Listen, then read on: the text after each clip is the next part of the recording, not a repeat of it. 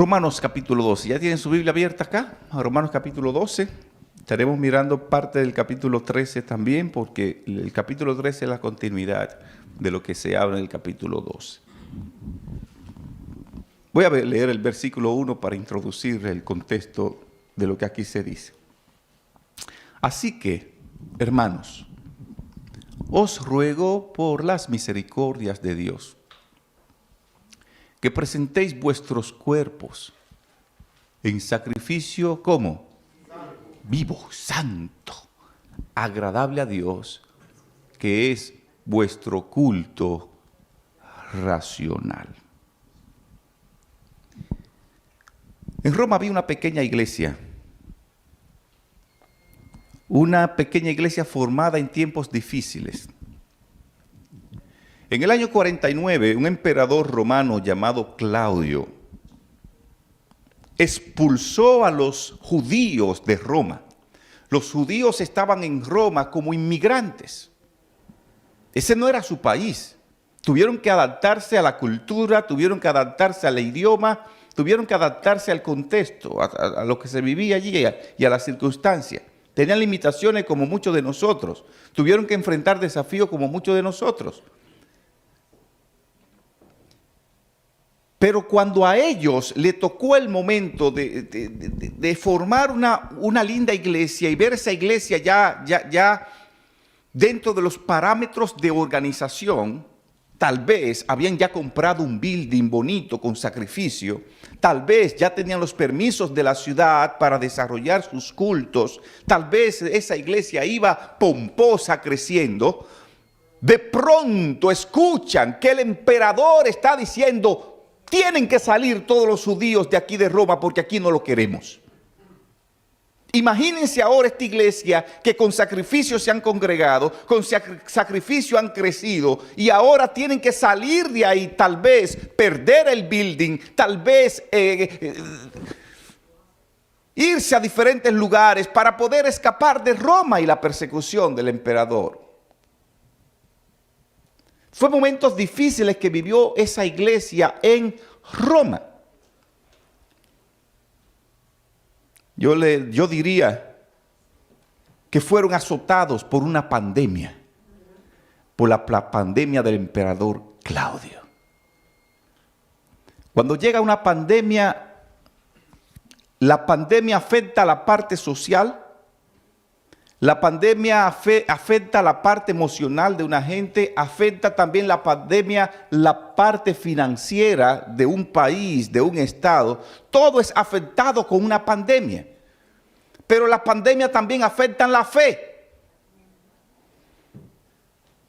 Tal vez después de esa pandemia de persecución, muchos cristianos huyendo se fueron a diferentes lugares, otros perdieron la fe porque decían: pero si estamos adorando al Dios verdadero, ¿por qué Dios permite que nos hagan esto? Y perdieron la fe. ¿Por qué si estamos adorando al Dios verdadero, por qué Dios permite que me enferme de COVID? Y ya es la tercera vez que me da. ¿Por qué si estamos adorando a Dios, consagrados a Dios, por qué Dios permitió que mi mamá se muriera de COVID, sufriendo mientras tenía algo ahí metido en su garganta? Y ese tipo de cosas o de pensamientos o de cuestionamiento hacia Dios hacen que la pandemia disminuya nuestro grado de fe. Y esa pandemia de Claudio tal vez afectó la iglesia. Esa era la iglesia de Roma a quien Pablo le está escribiendo esta carta. Carta a los romanos es a esa iglesia. Ahora bien, muchos se perdieron después de esa pandemia, como muchos hermanos de la iglesia. Después que se empezó la pandemia, usted no lo ve por ningún lado, y en todas las iglesias. En todas las iglesias. Tanto así que hay iglesias. El año pasado, cuando yo era pastor en Fall River y New Bedford, íbamos a comprar un building en Fall River y fui a ver el building. Una iglesia grande, hermosa. Me gustó el lugar. Fui y llevé a los hermanos de la iglesia, oramos para ver si podíamos comprar el building. ¿Cuál era la historia de ese building? Era una iglesia de otra denominación que cuando se metió la pandemia, todo el mundo se desapareció y quebró la iglesia. Y ahí tienen el edificio parado. adeudado y tienen que venderlo. La pandemia afectó temiblemente la fe espiritual de muchos. Ahora bien, en el año 59 empieza a gobernar en Roma un hermano que he conocido en la historia cristiana como el hermano Nerón.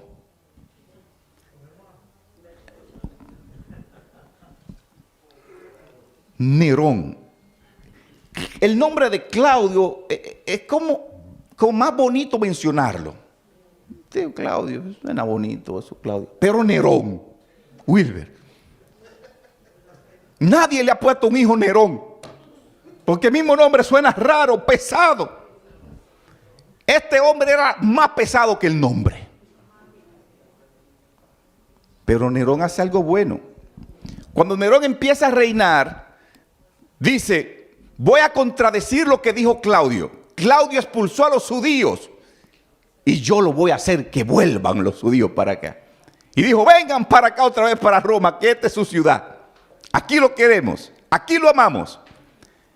Y ahí se anunció todo eso por ahí. Vienen los cristianos otra vez como oveja al matadero. La historia cristiana dice, un historiador judío llamado Flavio Josefo, que los cristianos para poder escapar de la persecución de Roma tuvieron que hacer catacumbas, que eran cuevas debajo de la tierra, para ahí vivir, ahí congregarse, ahí desarrollarse, ahí hacer su vida social, porque no podían salir de ahí, tenían que vivir como ratas debajo de la tierra, para no morir. Usted que se vive quejando de cualquier cosita, usted está mejor que esa gente. Pastor, pero que esta pandemia, usted está bien. Compare su sufrimiento con el de otros. Compare su vida con la de otros. Estos tenían que vivir ahí como ratas debajo de la tierra. Y dice el historiador Flavio Josefo que muchos niños nacieron ahí abajo, crecieron ahí abajo y murieron ahí abajo de la tierra. No pudieron hacer vida social por culpa de la persecución en Roma. Ahora bien, cuando Nerón le dice, vengan para acá, que aquí los amamos, los recibimos. Eso fue en el año 59. Llegaron los cristianos, contentos. Otra vez comenzaron a levantar el grupo, comenzaron a levantar la iglesia, comenzaron a recoger, post pandemia, después de la pandemia, comenzaron a recoger a aquellos cristianos fieles. Aquel que estaba desanimado lo animaron. Vengan, vengan, vamos a tratar de fortalecer la iglesia. Eso fue en el año 59. Llegó el año 60. Está la iglesia contenta. Por fin Dios nos está respondiendo la oración. Mira, permitió que este buen emperador llamado Neroncito viniera y nos diera fortaleza. Llegó el año 61. La iglesia contenta, creciendo. Año 62, crecía más. Y el fervor, año 63, contento todo el mundo. En el año 64, el hermano Nerón se le metió una locura. Qué bendito hermano. Se le metió una locura. Mandó a incendiar la ciudad de Roma por las 4 esquinas. Y entonces culpó a los cristianos de incendiar la ciudad. Y dijo, donde quiera que ustedes vean a un cristiano, córtenle la cabeza. Porque ellos fueron los causantes de incendiar la ciudad. Les pregunto, ¿era mejor la vida ahora para los cristianos? Era peor, mejor me quedo por allá, por mi cueva. Miren cómo a veces los hijos de Dios tienen que ir pasando por momentos de mal en peor, de mal en peor, de mal en peor, pero su final será victoria. Porque como dice aquel himno, si sufrimos aquí, reinaremos allí. No importa el momento turbio que tú estés pasando, recuerda que tu final es mejor que lo que tú estás viviendo. Recuerda que tu futuro será mejor que el presente que vive y que ese pasado triste que te ha causado tanto daño. Oh, amada iglesia, si sufrimos, si enfrentamos situaciones aquí en la tierra, el Señor nos tiene preparado, nos tiene reservada la corona de vida eterna en el reino de los cielos. Por eso dice la palabra de Dios, el que persevere hasta el fin, ese será salvo. No es el que más se queje, no es el que más llore aquí en la tierra, no es el que más se deprima, es el que persevere, el que aguante, el que resista. Y esta iglesia, la pobre iglesia de Roma, sufría todo eso. Y otra vez tuvieron que salir huyendo, muchos murieron en los coliseos. Y el apóstol Pablo a esta iglesia con ese contexto le dice, miren, yo sé que ustedes la están pasando difícil. Yo sé que ustedes han tenido luchas. Pero por favor, yo les ruego, por misericordia, yo les ruego que se consagren a Dios. Que presenten vuestro cuerpo con sacrificio vivo, santo. Consagren su vida a Dios. ¿Qué es lo que están orando tanto? Orando para que Dios les resuelva como usted no quiere resolverle a Dios. ¿Qué es lo que usted está orando tanto para que ocurran milagros en tu vida, pero no te quiere consagrar a Dios? ¿Qué es lo que tú estás orando para que Dios te dé buenos trabajos y te haga buenas cosas y te dé un buen esposo, pero no te quiere consagrar a Dios, no quiere ir a la iglesia, no quiere bautizarte, está rebelde con Dios? No puede venir bendición cuando usted está con un corazón rebelde con Dios. Vivir una vida de pecado aquí, pecado allí, pecado allí, pecado allí, y no quiere consagrarte a Dios. Y año tras año, viene un año, este año será mi año de victoria, y vuelve para atrás. Y el apóstol Pablo está diciendo, ustedes están pasando por una crisis, preséntense ante Dios en sacrificio vivo, santo y agradable a Dios, que es vuestro culto racional. Y en el versículo 2, y yo quiero que usted este mensaje ahora, usted se olvide de la iglesia de Roma un poco, y usted se imagine que el apóstol Pablo le está escribiendo a la iglesia de Salem, que es donde estamos, que este mensaje es para usted, que es para mí. En el versículo 2 el apóstol Pablo le dice, como parte de los deberes cristianos, el primer deber cristiano que encontramos en el versículo 1 es conságrate a Dios. El primer deber. No es opcional ser cristiano sin consagrarse, ¿no? Primer deber que tiene que tener un cristiano, una iglesia, conságrate a Dios, preséntate delante de Dios santo. Segundo deber cristiano, versículo 2, el apóstol Pablo dice, no se conformen a este siglo. ¿No se conformen a qué? Sino que se han transformado por medio de la renovación de vuestro entendimiento para que vean cuál es la voluntad de Dios. No se conformen con este siglo. O sea, ¿qué es lo que Pablo está diciendo acá? No se conformen con la cosa de aquí. Hay gente que se han conformado, y escuche esto, y tal vez sea muy exagerado al decir esto, pero debo decirlo. Hay gente que Dios le ha dado la oportunidad de conseguir una casita aquí. Un buen carrito. Tal vez un trabajo. Bueno, ganando 25 por la hora o por encima de 25. Y se sienten tan bien aquí que no tienen deseo de irse para el cielo. Me siento tan cómodo aquí en la tierra. ¿Para qué quiero que Cristo venga? ¿Para qué? Si yo aquí estoy bien. Por eso es que a veces el ser humano necesita que vengan tiempos de crisis. Y en los tiempos de crisis se ve la gracia de Dios. Porque Dios a veces nos permite eso para llamar nuestra atención y poder salvarnos. Cuando usted vea que todo anda bien en tu vida, preocúpese por eso.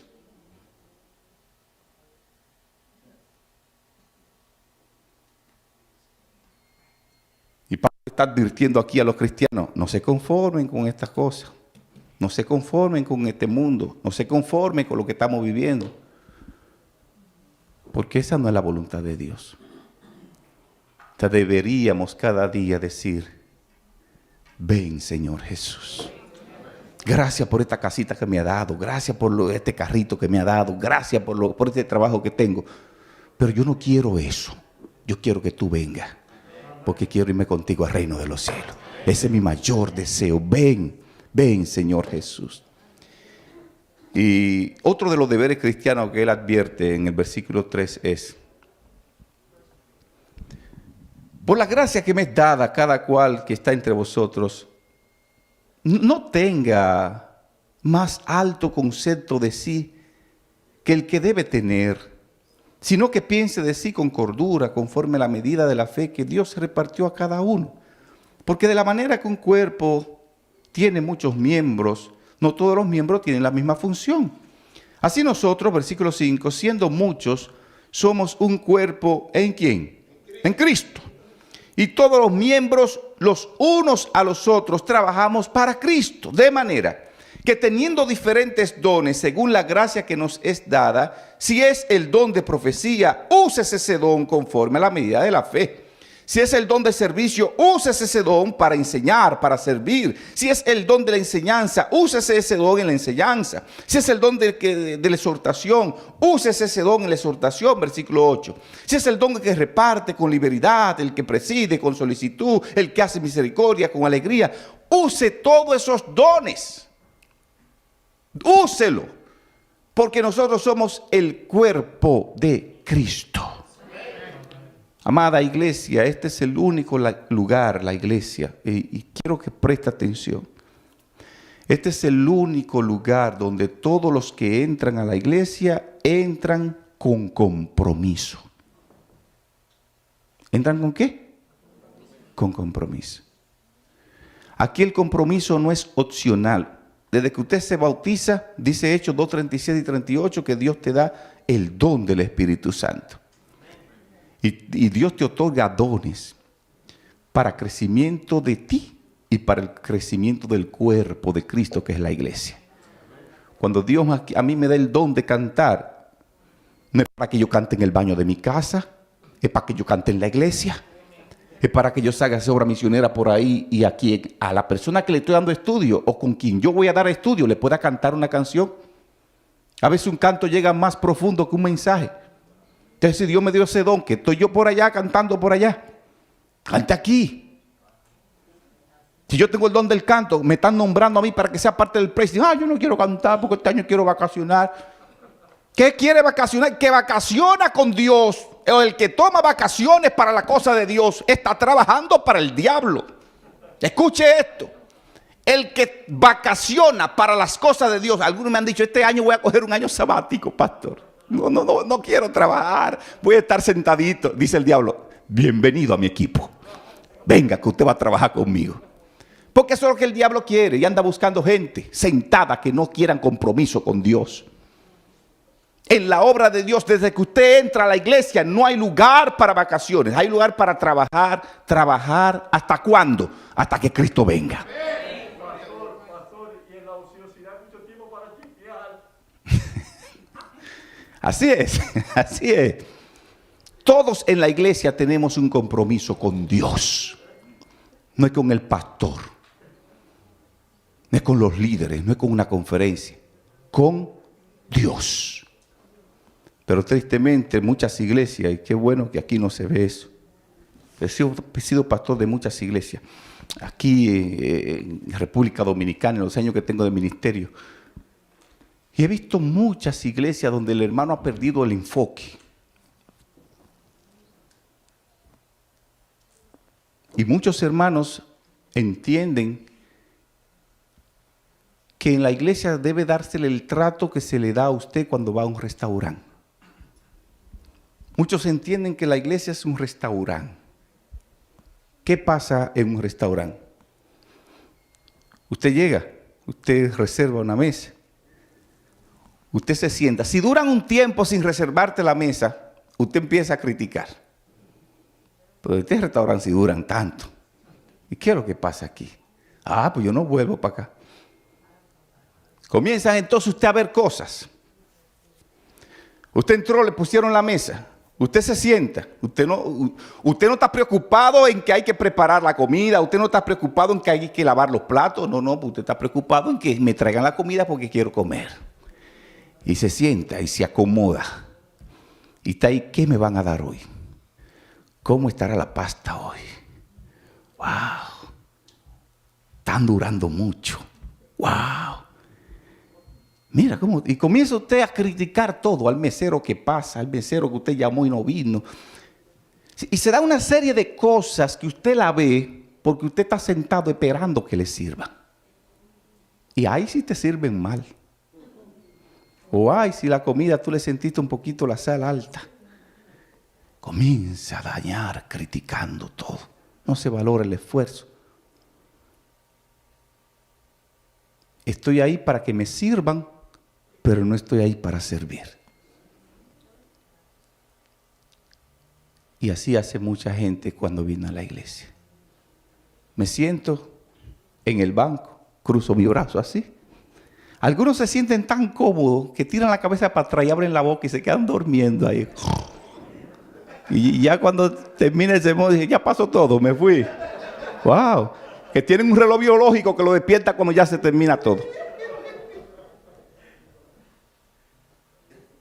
¿A qué usted vino? ¿Qué usted hizo?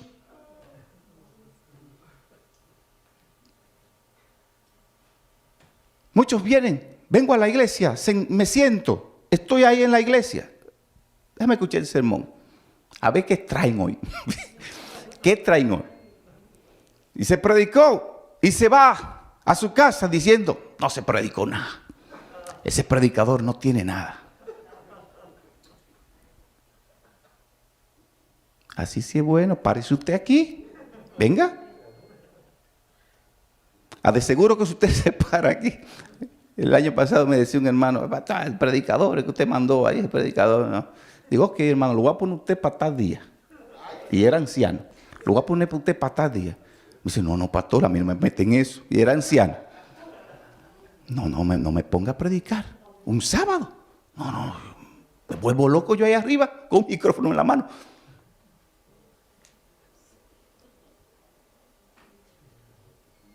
Es muy bonito venir a la iglesia. Y miré el reloj. Wow, son las 9:20. Aquí no he empezado nada. Qué cosa. Si usted viene con la disposición de servir, póngase a ayudar. Llame a la persona a cargo. Fulana, mira, yo estoy aquí en la iglesia. ¿Me necesitan algo? ¿Usted quiere que vaya empezando, aunque sea con el servicio de canto? Porque aquí todos estamos para servir, no para ser servidos. Cristo Jesús descendió del cielo para servir. ¿Quién soy yo para estar en una iglesia para que me sirvan? Y aquí el apóstol Pablo dice, usen los dones que tienen, porque eso es parte de los deberes cristianos. ¿Se puede entender esto, amada iglesia? Cuando todos como parte del cuerpo de Cristo nos integramos a trabajar para Cristo, así se crece en una iglesia. Así nos mantenemos unidos trabajando para Cristo. Mira otro deber, ya casi cerrando aquí, porque tendré que dar parte 1 y parte 2 de este mensaje, porque está buenísimo. Mira la parte, el versículo 9, habla acerca de otro deber cristiano. Dice, el amor. El amor sea, ¿cómo? Sin fingimiento. Aborreced lo malo y sigan lo bueno. Y ámense los unos a los otros con amor, ¿cómo? Fraternal, en cuanto a honra, prefiriéndoos los unos a los otros. El apóstol Pablo está aquí condenando la hipocresía. Si usted va a amar a un hermano, es un deber amar a su hermano. Ámelo sin fingir. Que a veces usted le dice a su hermano por delante, te amo, hermanito, y por atrás, ese hermanito es terrible. Caramba, ¿y qué amor es ese? A mí no me ame así. Sea sincero con su hermano. Ámelo. Y si usted no lo ama mucho, propóngase acercarse un poquito para aprender a amarlo. Porque el amor cristiano tiene que ser sin fingimiento, porque no es opcional, es un deber en la vida cristiana. Tenemos que amarnos los unos a los otros. En muchas iglesias como pastor he visto que hay grupitos. Está este grupito de fulana, esos se juntan y comen juntos, esos salen por ahí. Y esos se aman. Este grupito de fulano, esos se aman. Este grupito de fulano, esos... En la iglesia de Cristo no debería existir eso. Y tenemos que aprender. A veces nos identificamos mejor con otras personas, pero tenemos que en la iglesia no ver grupitos, ver un grupo. Somos una familia en Cristo. Y aquel que llegó nuevo, todo el mundo tiene que ir a abrazarlo, integrarlo a un grupo. A veces da tristeza. Qué bueno que aquí no se ve eso, no lo he visto. Y se lo digo de todo corazón, no lo he visto. Pero en otros lugares bautizamos a la gente y llega el muchacho que llegó bautizado, o la muchacha, o la familia, o la señora, y se bautiza. Dejó un grupo mundano para unirse al grupo de la iglesia. Y cuando llega a la iglesia, nadie le hace caso. Porque encuentra ya en la iglesia hay un grupito aquí, un grupito allí, y nadie me integra. Eso no es de Dios. Por eso Dios está diciendo, en los deberes cristianos, ámense sin fingimiento. No finjan amor y ustedes después su conducta está demostrando otra cosa. Versículo 11 dice, no sean perezosos, como decía el hermano. No sean perezosos, sean fervientes en espíritu, sirviendo al Señor. Gócense en la esperanza, sufran en la tribulación y manténganse constantes en la oración. Compartan la necesidad de verso 13. Practiquen la hospitalidad. Bendigan a aquel que te persigue. Bendigan a aquel que te hace daño. No lo maldigan. Gócense con los que se gozan. Lloren con los que lloran. Únanse entre vosotros, no sean altivos. La palabra altiva pues tiene que ver con aquel sentimiento de superioridad que alguien puede tener, sentirse más grande que los demás. Asóciense con los humildes, no sean sabios en vuestra propia opinión. Hay gente que le gusta que se haga en la iglesia lo que ellos entienden que tiene que hacerse. No, en la iglesia no tiene que hacerse lo que dice el pastor, no tiene que hacerse lo que dice el pionero de la iglesia, no tiene que hacerse lo que dice una junta de iglesia, un hermano de iglesia, si está contrario a lo que Dios dice. En la iglesia tiene que hacerse lo que Dios dice y punto. El pastor tiene que ir a la Biblia para ver qué es lo que Dios dice. La junta tiene que ir a la Biblia para ver qué es lo que Dios dice. Cómo es que Dios quiere que se alimente a su pueblo, cómo debe dirigirse a su pueblo. Entonces en una iglesia quien tiene la voz de mando es ¿quién? Jehová de los ejércitos. Y eso tiene que estar claro. Y mire otro versículo 17, otro deber. No le paguen a nadie mal por mal. Procuren lo bueno delante de todos los hombres. Y si es posible, en cuanto dependa de vosotros, estad en paz con todos los hombres. Hay hermanos que viven en guerra con todo el mundo. Procure la paz. Si usted sabe que una palabra, que un comentario, con una acción le va a robar la paz, no lo haga. No lo diga. Mantenga la paz. Procuren la paz. No se venguen. Versículo 19. Aquel que te hizo daño, no te vengue. Déjeles a ira a Dios. Dice, dejad lugar a la ira de Dios, porque escrito está, mía es la venganza. Y el último deber cristiano que voy a compartir con ustedes dice, versículo 20 y 21. Así que, si tu enemigo tiene hambre, dale de comer. Si tiene sed, dale de beber. Haciendo esto, ascua de fuego amontonará sobre su cabeza. No se ha vencido de lo malo, sino que vence con el bien el mal. A veces en la vida nos tratan mal. A esa gente que le tratan mal, trátelo bien. Eso es un deber cristiano. Y es difícil a veces hacer esto, pero hay que hacerlo. Hay que amar a los chismosos, pastor. Hay que amarlo y orar por ellos. En el nombre de Jesús. Y por último, sométase. Toda persona, dice aquí el capítulo 13, verso 1. Sométase toda persona a las autoridades superiores, porque no hay autoridad si no es de parte de Dios. Y las autoridades que hay han sido por Dios establecidas. De modo que quien se opone a la autoridad de lo establecido por Dios, a Dios resiste. Y los que se resisten a la autoridad a las autoridades que Dios ha establecido, acarrean condenación para sí mismo. A veces fácilmente un hermano puede decir: no me gusta ese pastor. Un ejemplo. Y me resisto, y me resisto, y me resisto, y me resisto. Usted se está resistiendo a la voluntad de Dios, porque fue Dios que mandó a ese pastor ahí. Ese pastor no dijo: mándeme para tal sitio. No. Dios bajo una reunión, bajo reuniones, comités y cosas, envió a eso. No me gusta ese anciano. Pero no fue ese anciano que dijo: pónganme a mí ahí. ¿Y quién quiere estar ahí? No, es porque Dios lo ha puesto ahí. Sométase a las autoridades que Dios ha establecido. Sométase a lo que Dios ha permitido. Aún a las autoridades terrenales de otro índole. Sométase a eso. Que no me gusta este presidente. Dios ha permitido que esté ahí. Deje tranquilo. No es tiempo de quejarnos. Es tiempo de someternos. Porque cuando no nos sometemos a las autoridades que Dios ha establecido, acarreamos sobre nosotros condenación. ¿A usted lo disciplinaron en la iglesia? Agarre su disciplina tranquila. Quédese tranquilo. Sométase a la disciplina de Dios. Porque Dios dice claramente en su palabra: todo lo que la iglesia ata aquí en la tierra es atado en el cielo. Todo lo que se desata en la tierra, en la iglesia de Dios, que Dios ha autorizado, eso será desatado en el cielo. Y no es lo que eso es lo que dice la Biblia. Entonces usted sométase a las autoridades de la tierra y a los reglamentos que Dios ha establecido a través de su iglesia.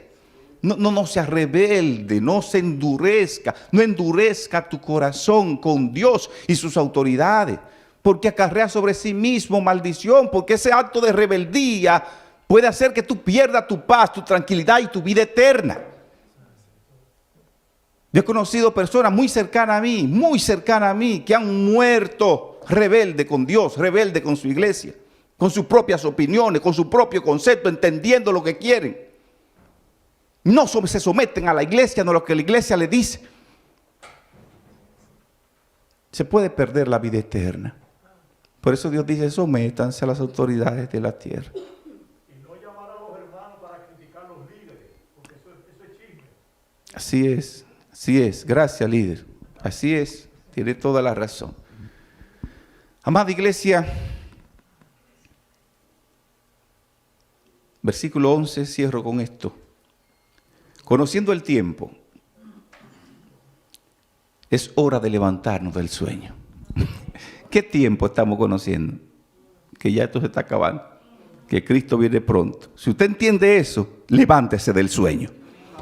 Porque ahora está más cerca de nosotros nuestra salvación que cuando creímos. Gloria a Dios.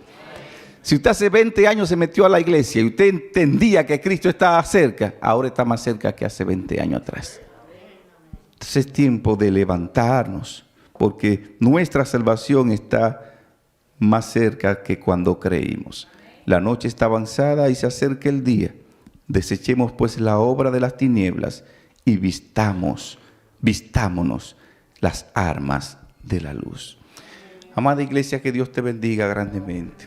Que estos deberes cristianos nosotros podamos aplicarlo. Nos vistamos cada día de la gracia de Cristo. Esa gracia que restaura, esa gracia que perdona.